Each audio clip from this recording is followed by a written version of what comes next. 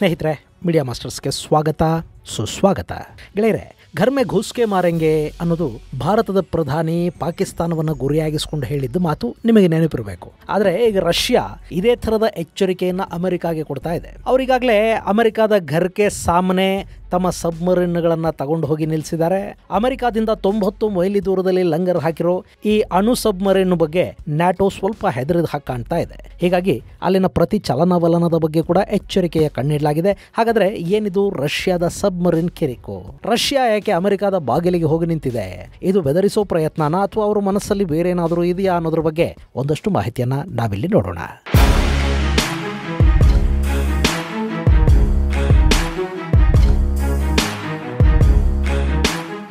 ಗೆಳೆಯರೆ, ಮುಗದೇ ಹೋಯ್ತು ಅಂದ್ಕೊಂಡಿದ್ದ Russia Ukraine ಮೇಲೆ ದಾಳಿ ಮಾಡುವ ಮೂಲಕ ತಾನಿನ್ನೂ ಜಾಗತಿಕ ಪೈಪೋಟಿಗೆ ಸಿದ್ಧ ಇದ್ದೀನಿ ಅನ್ನೋದನ್ನು ತೋರಿಸಿಕೊಟ್ಟಿದೆ ಮತ್ತು ಇದು ಅಮೆರಿಕ ಹಾಗೂ ರಷ್ಯಾದ ನಡುವಿನ ಪೈಪೋಟಿಗೆ ಮತ್ತೆ ಚಾಲನೆಯನ್ನು ಕೊಡ್ತಾ ಇದೆ. ಸದ್ಯಕ್ಕೆ ಪರಿಸ್ಥಿತಿ ಹೇಗಿದೆ ಅಂದ್ರೆ, ಅಮೆರಿಕದ ವಿರೋಧಿಗಳನ್ನೆಲ್ಲ ರಷ್ಯಾ ತನ್ನ ಕಡೆ ಮಾಡ್ಕೊಳ್ಳೋ ಪ್ರಯತ್ನ ಮಾಡ್ತಾ ಅವಕಾಶ ಸಿಕ್ಕಾಗಲೆಲ್ಲ ಅಮೆರಿಕ ಮತ್ತದರ ಕೂಟವನ್ನ ಟಾರ್ಗೆಟ್ ಮಾಡ್ಕೊಳ್ತಾ ಹೋಗ್ತಾ ಇದೆ.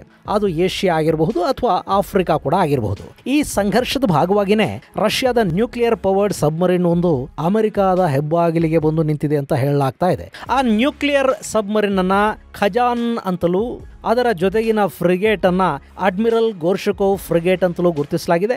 ಈ ಎರಡೂ ಕೂಡ ಸದ್ಯಕ್ಕೆ ಅಮೆರಿಕಾದಿಂದ 145 ಕಿಲೋಮೀಟರ್ಗಳಷ್ಟು ದೂರದಲ್ಲಿನ ಹವಾನಾ ಬೇಸಲ್ಲಿ ಲಂಗರನ್ನ ಹಾಕಿವೆ.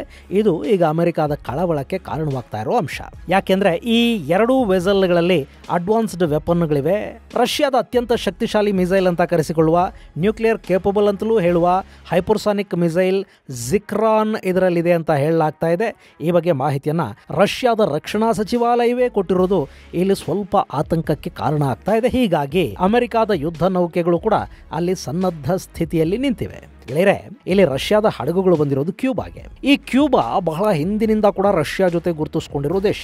ಅದರಲ್ಲೂ ಫಿಡೆಲ್ ಕ್ಯಾಸ್ಟ್ರೋ ಅಲ್ಲಿ ಅಧಿಕಾರವನ್ನು ಹಿಡಿದಿದ್ದ ಸಂದರ್ಭದಲ್ಲಿ ಅವರು ಅಮೆರಿಕಾದ ಪರಮ ವಿರೋಧಿಗಳಾಗಿದ್ರು. ಅಷ್ಟೇ ಅಲ್ಲದೆ ರಷ್ಯಾದ ಜೊತೆ ಅತ್ಯುತ್ತಮ ಬಾಂಧವ್ಯವನ್ನು ಕೂಡ ಬೆಳೆಸ್ಕೊಂಡಿದ್ರು. ಹೀಗಿರುವಾಗಲೇ 1962ರ ಸಮಯದಲ್ಲಿ ಅಮೆರಿಕ ಮತ್ತು ರಷ್ಯಾದ ನಡುವೆ ಶೀತಲ ಸಮರ ಉತ್ತುಂಗವನ್ನು ತಲುಪಿತು. ಆಗ ರಷ್ಯಾ ಕ್ಯೂಬಾದಲ್ಲಿ ತನ್ನ ನ್ಯೂಕ್ಲಿಯರ್ ಮಿಸೈಲ್ಗಳನ್ನು ಇಡುವ ಹಂತಕ್ಕೆ ಹೋಯಿತು. ಆ ಸಂದರ್ಭವನ್ನು ಕ್ಯೂಬನ್ ಮಿಸೈಲ್ ಕ್ರೈಸಿಸ್ ಅಂತ ಕರೀತಾರೆ. ಗೆಳೆಯರೆ, ಅವತ್ತಿನ ಪರಿಸ್ಥಿತಿ ಹೇಗಿತ್ತು ಅಂದ್ರೆ, ರಷ್ಯಾನ ಎಲ್ಲ ಕಡೆಗಳಿಂದಲೂ ಕಟ್ಟಿ ಹಾಕಬೇಕು ಅಂತ ಅಮೆರಿಕ ಪ್ರಯತ್ನ ಪಡ್ತಾ ಇತ್ತು. ಅದಕ್ಕಾಗಿ ಅಮೆರಿಕ ರಷ್ಯಾನ ಟಾರ್ಗೆಟ್ ಮಾಡಿಕೊಂಡು ಟರ್ಕಿಯಲ್ಲಿ ತನ್ನ ನ್ಯೂಕ್ಲಿಯರ್ ಮಿಸೈಲ್ಗಳನ್ನು ಸ್ಥಾಪನೆ ಮಾಡುತ್ತೆ. ಅದಕ್ಕೆ ಪ್ರತಿಯಾಗಿ ರಷ್ಯಾ ಕ್ಯೂಬಾಗೆ ಪರಮಾಣು ಶಸ್ತ್ರಾಸ್ತ್ರಗಳನ್ನು ಕಳುಹಿಸಿಕೊಡುವ ಮೂಲಕ ಜಗತ್ತಿಗೆ ಮತ್ತೊಂದು ಪರಮಾಣು ಯುದ್ಧದ ಆತಂಕವನ್ನು ಸೃಷ್ಟಿ ಮಾಡುತ್ತೆ. ಇದು ಗೊತ್ತಾಗಿದ್ದು ಅಮೆರಿಕದ U-2 ಬೇಹುಗಾರಿಕಾ ವಿಮಾನ ರಹಸ್ಯವಾಗಿ ದ್ವೀಪ ರಾಷ್ಟ್ರ ಕ್ಯೂಬಾದಲ್ಲಿ ತೆಗೆದ ಫೋಟೋಗಳಿಂದ. ಹೀಗೆ ಕ್ಯೂಬಾದಲ್ಲಿ ರಷ್ಯಾ ತನ್ನ ಪರಮಾಣು ಅಸ್ತ್ರಗಳನ್ನು ಜೋಡಿಸಿಟ್ಟಿದೆ ಅನ್ನೋದು ಗೊತ್ತಾದ ತಕ್ಷಣ ಅಮೆರಿಕ ಸ್ವಲ್ಪ ಆತಂಕಕ್ಕೀಡಾಯಿತು ಮತ್ತು ಅವತ್ತಿನ ಅಮೆರಿಕಾದ ಅಧ್ಯಕ್ಷ ಕೆನಡಿ ಈ ವಿಷಯದ ಬಗ್ಗೆ ಅಧಿಕಾರಿಗಳೊಂದಿಗೆ ಹಲವು ಸುತ್ತಿನ ಸಭೆಗಳನ್ನು ಮಾಡಿದರು. ಆ ನಂತರ ಕ್ಯೂಬಾದ ಮೇಲೆ ಒತ್ತಡವನ್ನು ತರೋದಕ್ಕೆ ಆ ಪುಟ್ಟ ದೇಶಕ್ಕೆ ಜಲದಿಗ್ಬಂಧನವನ್ನು ಹಾಕುವ ನಿರ್ಧಾರವನ್ನು ಅಮೆರಿಕ ಕೈಗೊಳ್ತು.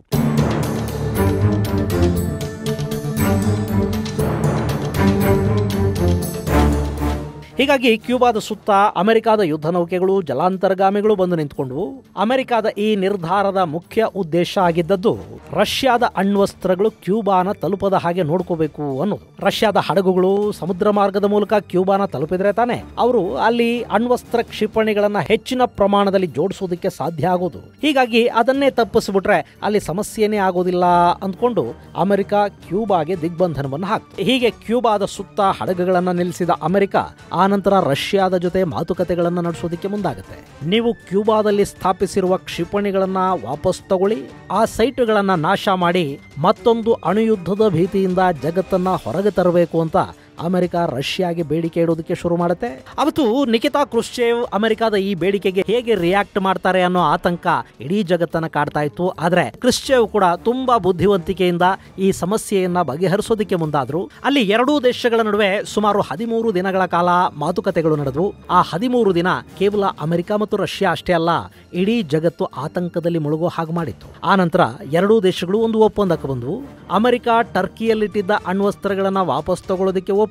ಅದಕ್ಕೆ ಪ್ರತಿಯಾಗಿ ರಷ್ಯಾ ಕೂಡ ಕ್ಯೂಬಾದಲ್ಲಿ ಅಣ್ವಸ್ತ್ರಗಳನ್ನ ಸ್ಥಾಪನೆ ಮಾಡದೇ ಇರುವ ನಿರ್ಧಾರವನ್ನು ಕೈಗೊಳ್ಳಿತು. ಆದರೆ ಮಜಾ ಅಂದ್ರೆ ಇಲ್ಲಿ ಅಮೆರಿಕ ಮತ್ತು ರಷ್ಯಾಗಳು ಅಣುಯುದ್ಧ ಆಗೋದನ್ನ ತಪ್ಪಿಸಿ ಕ್ಯೂಬಾದಲ್ಲಿ ಅಣ್ವಸ್ತ್ರ ಸ್ಥಾಪನೆಯಿಂದ ರಷ್ಯಾ ಹಿಂದೆ ಸರಿದದ್ದು ಕ್ಯೂಬಾದ ಸಿಟ್ಟಿಗೆ ಕಾರಣ ಆಗಿಬಿಡ್ತು. ಇಲ್ಲಿ ಕ್ಯೂಬಾದ ನಾಯಕ ಫಿಡೆಲ್ ಕಾಸ್ಟ್ರೋ ರಷ್ಯಾದ ಈ ನಿರ್ಧಾರದಿಂದ ವಿಪರೀತ ಪ್ರಮಾಣದಲ್ಲಿ ಬೇಸರಗೊಂಡಿದ್ರು. ಅದಕ್ಕೆ ಕಾರಣ ಕ್ಯೂಬಾ ಮತ್ತು ಅಮೆರಿಕಾದ ನಡುವೆ ಉಂಟಾಗಿದ್ದ ಸಂಘರ್ಷ.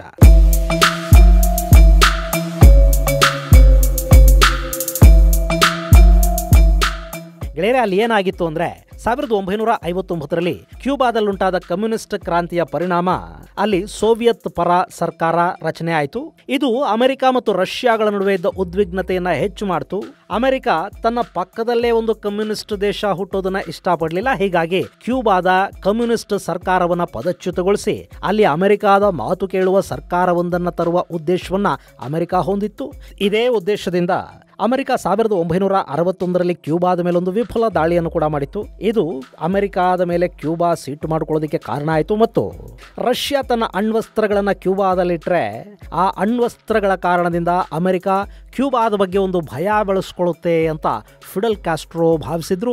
ಆದರೆ ಯಾವಾಗ ರಷ್ಯಾ ಮತ್ತು ಅಮೆರಿಕಾಗಳು ಮಾತುಕತೆಗಳನ್ನು ನಡೆಸಿ ಅಲ್ಲಿ ಅಣ್ವಸ್ತ್ರಗಳನ್ನು ಸ್ಥಾಪನೆ ಮಾಡುವ ಕಾರ್ಯಕ್ರಮದಿಂದ ರಷ್ಯಾ ಹಿಂದೆ ಸರಿತೋ ಇದು ಕ್ಯೂಬಾನ ನಿರಾಸೆಗೆ ತಳ್ಳಿತು. ಈ ಘಟನೆ ನಡೆದು ಸುಮಾರು 62 ವರ್ಷಗಳು ನಡೆದು ಹೋಗಿವೆ. ಆದರೆ ಈಗ ಇತಿಹಾಸ ಮರುಕಳಿಸೋದು ಅಂತಾರಲ್ಲ, ಹಾಗೆ ಅಮೆರಿಕ ಮತ್ತು ರಷ್ಯಾದ ನಡುವೆ ಮತ್ತೆ ಅದೇ ಥರದ ಪರಿಸ್ಥಿತಿ ಎದುರಾಗಿದೆ. ಆದರೆ ಅವತ್ತಿನ ಪರಿಸ್ಥಿತಿಗೂ ಇವತ್ತಿನ ಪರಿಸ್ಥಿತಿಗೂ ಇರೋ ದೊಡ್ಡ ವ್ಯತ್ಯಾಸ ಏನು ಅಂದ್ರೆ, ಅವತ್ತು ಕ್ಯೂಬಾ ಅಮೆರಿಕಾದ ವಿರುದ್ಧ ಕೊತ ಕುದಿತಾ ಇತ್ತು. ಫಿಡೆಲ್ ಕಾಸ್ಟ್ರೋ ಅವಕಾಶ ಸಿಕ್ಕರೆ ಅಮೆರಿಕಾದ ವಿರುದ್ಧ ಕೂಡ ಸೇಡು ತೀರಿಸ್ಕೊಳ್ಳೋದಕ್ಕೆ ಸಿದ್ಧನಾಗಿ ನಿಂತಿದ್ದ ಕಾಲ ಅದು. ಆದರೆ ಇವತ್ತು ಕ್ಯೂಬಾದ ಪರಿಸ್ಥಿತಿ ಹಾಗಿಲ್ಲ. ಅವರು ವಿಪರೀತ ಪ್ರಮಾಣದ ಆರ್ಥಿಕ ಸಮಸ್ಯೆಯಿಂದ ನರಳುತ್ತಾ ಇದ್ದಾರೆ. ಅಲ್ಲಿ ಔಷಧಗಳ ತಯಾರಿಗೆ ಬೇಕಾದ ಕಚ್ಚಾ ವಸ್ತುಗಳನ್ನು ಖರೀದಿ ಮಾಡೋ ಶಕ್ತಿ ಕೂಡ ಅವರಿಗೆ ಇವತ್ತು ಉಳಿದಂತಿಲ್ಲ. ಹೀಗಾಗಿ ಮೊನ್ನೆ ಭಾರತ ಕ್ಯೂಬಾಗೆ ಬೇಕಾದ API ಅನ್ನು ಕಳುಹಿಸಿಕೊಟ್ಟಿದೆ. ಇಂಥ ಪರಿಸ್ಥಿತಿಯಲ್ಲಿ ಕ್ಯೂಬಾ ಯಾವುದೇ ಕಾರಣಕ್ಕೂ ಅಮೆರಿಕಾನ ತಡವಿಕೊಳ್ಳೋ ಸ್ಥಿತಿಯಲ್ಲಿಲ್ಲ. ಹೀಗಾಗಿನೇ ಇಲ್ಲಿ ಕ್ಯೂಬಾ ಒಂದು ಸ್ಪಷ್ಟನೆಯನ್ನು ಕೊಟ್ಟಿದೆ. ಸದ್ಯಕ್ಕೆ ಕ್ಯೂಬಾಗೆ ಬಂದಿರುವ 2 ಯುದ್ಧ ನೌಕೆಗಳಲ್ಲಿ ಯಾವುದೇ ಕ್ಷಿಪಣಿಗಳಿಲ್ಲ. ಕೆಲ ದಿನಗಳ ಹಿಂದೆ ಅಟ್ಲಾಂಟಿಕ್ ಸಾಗರದಲ್ಲಿ ಒಂದು ಜಂಟಿ ಸಮರಾಭ್ಯಾಸ ಇತ್ತು. ಅದನ್ನು ಮುಗಿಸ್ಕೊಂಡು ರಷ್ಯಾದ ನೌಕೆಗಳಲ್ಲಿ ಬಂದಿವೆ ಹೊರತು ಅವು ಯಾರನ್ನೂ ಹೆದರಿಸೋದಕ್ಕೆ, ಯಾರ ಮೇಲೂ ದಾಳಿ ಮಾಡೋದಕ್ಕೆ ಬಂದಿಲ್ಲ. ಅದರಲ್ಲಿ ಯಾವ ಅಣ್ವಸ್ತ್ರಗಳೂ ಇಲ್ಲ, ಯಾವ ಮಿಸೈಲುಗಳು ಇಲ್ಲ. ಹೀಗಾಗಿ ಯಾರೂ ಕೂಡ ಗಾಬರಿಯಾಗೋ ಅಗತ್ಯ ಇಲ್ಲ ಅಂತ ಕ್ಯೂಬಾ ಹೇಳಿಕೊಂಡಿದೆ. ಹಾಗೆ ಅಮೆರಿಕದ ಸದರನ್ ಕಮಾಂಡ್ ಕೂಡ ಈ ಜಲಾಂತರ್ಗಾಮಿ ಹಾಗೂ ಯುದ್ಧ ನೌಕೆಯ ವಿಸಿಟ್ ಅನ್ನ ಹೆಚ್ಚು ಸೀರಿಯಸ್ ಆಗಿ ತಗೋಬೇಕಾದ ಅಗತ್ಯ ಇಲ್ಲ. ಇದು ಸಾಮಾನ್ಯ ಭೇಟಿ. ಆದರೂ ಕೂಡ ಅಲ್ಲಿನ ಎಲ್ಲ ಚಲನವಲನಗಳನ್ನ ನಾವು ಗಮನಿಸ್ತಾ ಇದ್ದೀವಿ ಅಂತ ಹೇಳಿದೆ.